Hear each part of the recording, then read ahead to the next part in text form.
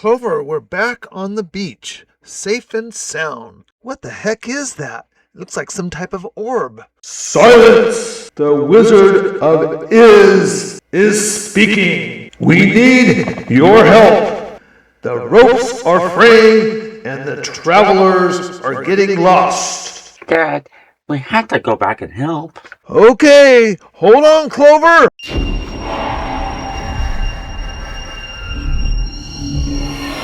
This feels like deja vu. Did you mean deja vu? Really, Dad? I think we need to get back to knots and navigation. Why did I open my mouth? I think we're lost. I don't know which way to go. Well, Dad, I think it's this way, but you know what? You had the map upside down.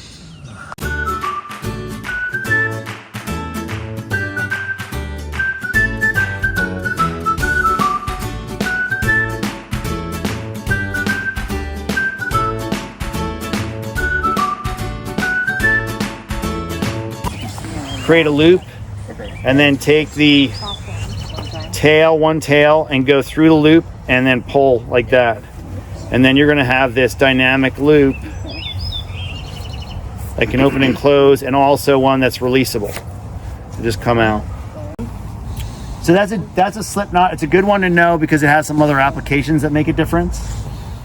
So what's a type of static loop? It's kind of loop that doesn't move. So the first one that we talked about that I don't like, because it's hard to get out, but it's really easy to tie, is what's called an overhand on a bite. And an overhand on a bite is when you take the end of the rope. I want to put like a loop on the end of this so I can kind of have like a dog leash that I can walk around or something like that functionally. So what I'm going to do is I'm going to fold that over. When I do that, what I end up with, because I did it at the end, I've got a loop, right? If I do this, right? If I do this and my dog leash, what you can see is I can also now, I can create a dynamic loop. So now, just like a slip knot, I've got a dynamic loop. This is actually what you'd use for a trap, for a snare. Let's say we're trying to tie two ropes together. Sometimes you're going to have to do that. Bowline is, I'll show you what it is, and then I'll talk you through it. Now let's see here. Why don't you pull on that real hard? Just get in there and let's pull real hard. Yeah. Okay, so let's like go. Loop here. This is a little hole in the ground. This is my tree trunk here. Whatever side of the hole my tree trunk is on top of. So this is my hole. This is my tree trunk. This is the rabbit. Okay, the rabbit's going to go in through whatever side the tree trunk's on top of. So not through the bottom, but through the top. And then he's going to go around the tree trunk and back through the hole. And then I get this ugly knot called the bowline. It's really useful. Like when you got to put pressure on something, slip knots are not actually that strong. Slip knots will actually pull through. Slip knots have a limit to how much strength they'll hold. They'll start to undo themselves. So whereas that won't happen with this. This is a legitimately strong knot that won't come undone.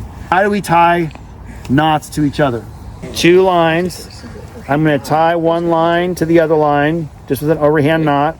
Nothing special. Boom. Now I've got a tail here. I'm going to tie that to the other line. Same thing. Oh, there I got it. Okay.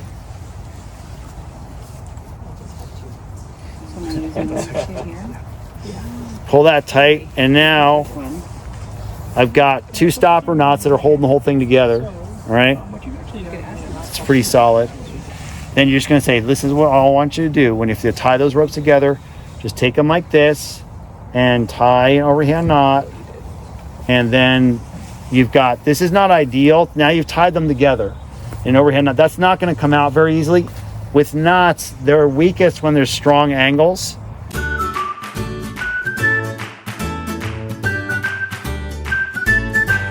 Trip planning. So open up Google Maps, assuming most people have a profile. So you're going to hit your profile up in the upper right-hand corner, and it'll say offline maps. So right down there, say offline maps. Yep. So that's a way, some of y'all it sounds like some people already understand this, but this is critical. So you want to be able to record this offline map now while you have access to the internet. Yeah. It'll take wherever you want to see. You could like take a pin for like Eastern Oregon that you're going to be going on a trip next week, and then there's no cell reception out there, but you're going to be doing a big trip.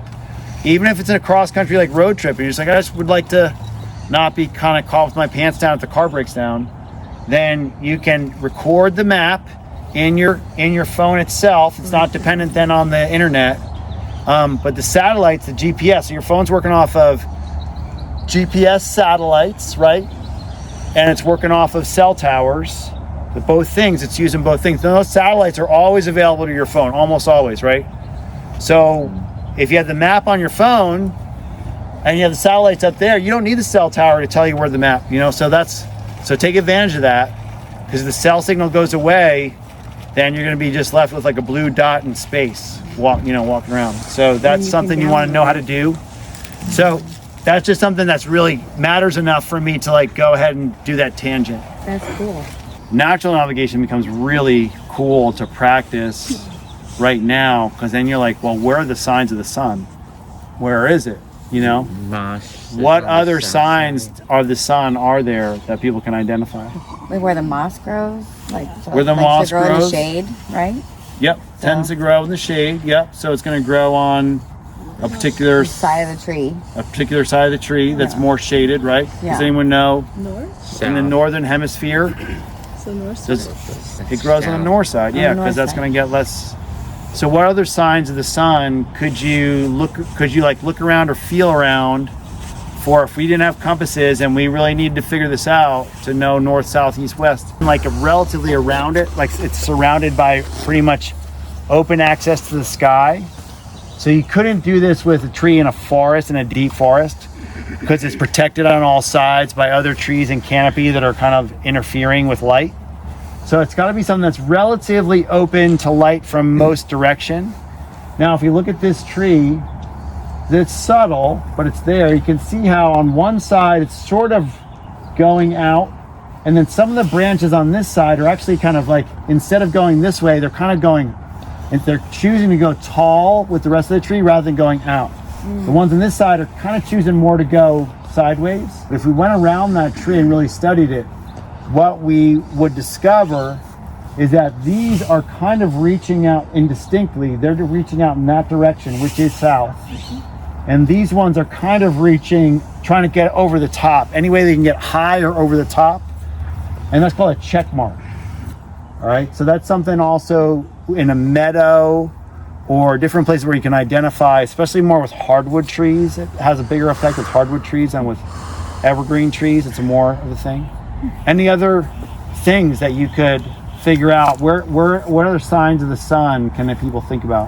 What does the sun do to things? Aside from making them grow a certain way. We talked about moss. It makes moss grow or not. It can affect growth, dry things out to prevent growth, or it can give light to promote growth. What other things besides affecting growth, what does it do?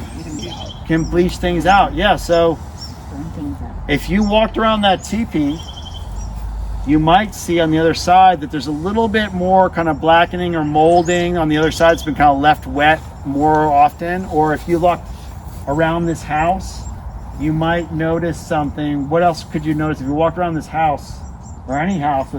What could you notice? Anything? If a house is going to need a new paint job, where that paint job is going to show up first is on the south facing side. It's going to be getting hammered by UV light, just getting crushed by it. And the back side of the house might get some molding or something like that, but like it's definitely like that bleaching is going to happen. If we went and looked at these wood piles here, we might be able to discover some differences in the south facing side of the wood, fence posts, signs, anything with paint. If it was dark out and it was a sunny day, you could also just find a rock at 8 o'clock or 9 o'clock. If it was a really hot day at midnight, how could you use a rock to determine at midnight what's south, north, east, west? The warm side? Yeah. So you kind of feel around it and you'd be like, oh, this side, or it might just be this is less cold than the other side, because rocks are really good thermal mass. They'll absorb and hold on to heat better than other things will. So using rock as opposed to wood's an insulator, so it doesn't really do that. So rock and steel doesn't either because it's a conductor, so it doesn't really hold on to heat. But rocks do. So finding a rock and then feeling around, this just feels warmer. Warmer is going to mean what? What's the warmer side going to mean? South. Yeah, that's going to be the south-facing side. Yeah. So the compass is a tool that's based on the Earth's electromagnetic field, but the electromagnetic field is generally north to south, not perfectly. So there's a level of navigation and compass navigation we're not going to get into. It has to do with declination and how do you measure and kind of adjust for that little difference.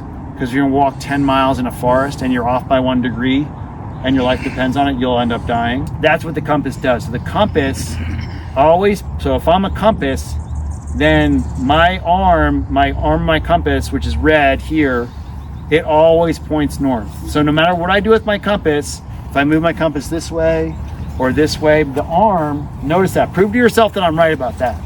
Prove to yourself that that red arm does not really want to go anywhere but that one direction. And then just consider yourself kind of exposed to it. And if you don't get it, then you've gotten exposed to it. So you have that kind of like a little bit of traction. And following up with like a YouTube video would be something you could do, or coming to the class in May would be something where we'll dig into it. But now what you could do is, let's say you're actually on some mission that you got to go do to kind of accomplish some goal, and you've got to go east to do it. So the way that works is I'm going to take a big E there, and when I hold my compass as a tool, as a hiking or navigation tool, I'm going to hold it here, pointing with my arrow. See my black arrow? See that black arrow? Pointing away from me. And I'm going to dial it into east because that's the direction I want to go. Maybe I want to go to 120, or maybe I want to go to 220, but in this case I'm choosing to go east, which is 90. All right? So now I've got it at 90, right? Does this mean I'm facing east? Now that I've done that, does that make the world turn so that I'm east now? No. Okay, so what I have to do is now I've got to calibrate my compass so to make it correct. So the way that I do that is I get red in the shed. So now I calibrate north and north. So I know that arrow doesn't care what I'm doing. It's still pointing north. It's still pointing there, right? So all I have to do is turn my body around until that arrow and the red in the shed, the north, are calibrated. And now I can presume that east is east. That now my compass is telling the truth. My compass only tells the truth when red is in the shed. When red's not in the shed, it's not telling me the truth about anything. Okay, so let's try again. Let's say I want to go 300 degrees. So I'll turn my compass to 300 degrees, right? And let's say I'm facing this way. Well, I can see right now my compass is not telling me the truth. It's not aligned, right? So I gotta turn around until it's locked in, red in the shed. And now I can trust that is 300 degrees. So the last lesson I want to show you guys is, you guys have heard about taking a bearing, and there's like sayings about it, like, you know, how you know, I don't have my bearings, you know, like that's kind of a saying, right? So this is a really powerful tool that people have used, is like bearings and compasses. So what is a bearing? So a bearing is, if I'm going to go somewhere far, and my life depends, especially my life depends on it, or I've got like a M16 here and a grenade launcher here, like, am I going to walk around like this? Am I going to do that? No, you can't do that, right? You got to take a bearing so that you can be like, lock onto something. I'm standing this way, I get the map out, I'm like, oh yeah, from where we are to go there, we got to go 350. So I dial in 350, and then I turn around and get my compass calibrated to 350. Now I know my compass is telling me the truth, right? And I look up and I see that telephone pole, and I'm like, okay, that is locked on just to the left side of that telephone pole. Okay, I'm gonna put my compass in my pocket, I'm gonna pick up my bag, and I'm gonna walk around this big giant boulder and whatever the thing is, but I know that all I need to do is end up at that telephone pole, and then I'll take a bearing again. I'll make up a new bearing. Ideally, there's a mountain, or there's a cell tower, or there's a skyscraper. But if you're in Alaska in a spruce forest, you could be like, that's a disaster for trying to do this, because you could be in like just little stick. You can't see more than 50 feet in front of you, and there's just all these sticks, and you're just gonna have to be like, okay, I'm gonna take my bearing to the farthest I can see, which might be like just that map, but I'm gonna go to that map, and then I'm gonna Thing in the background. Yeah, so my name is Dan Coyle, and I founded Coyle Outside, and we run programs for youth and adults for outdoor skills, survival skills, and bushcraft. And the class that we just finished was a short kind of like intro or exposure class to survival skills, and we included knife skills and tool use and fire, shelter, knots, and navigation. And it's just a really quick kind of like for people to get a sense of what's involved in those things. And we also do a more immersive weekend-long class on those 5 topics where we spend probably about 3 times as much time really digging into them and doing some more skills practice. CoyleOutside.com, COYLE outside.com, or you can call me directly 541-760-0774. Yeah, thank you very much. Yeah. We learned some things at the Corvallis school, and Barefoot Joe gave me a magic compass that always points north. And let's see, now we have to get back home. It's east, west. Yeah, sets in the west. And now I just have to figure out my knots. Let's see, over, under. Dad, let's go home already.